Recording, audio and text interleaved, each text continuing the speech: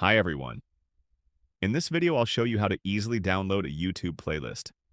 Let's get started.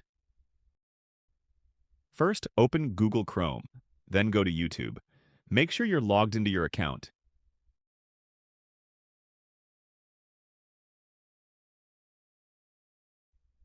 Use the search bar to type your keywords. This could be music, tutorials, or courses.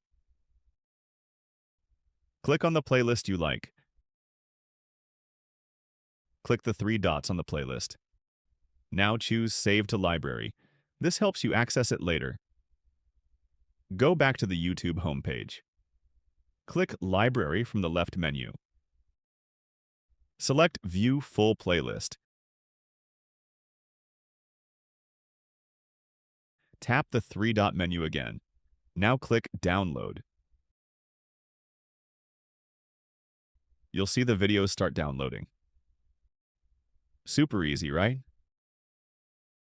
That's how to download playlists on your PC. Got any questions? Let me know in the comments. Don't forget to like and subscribe. Have a good one.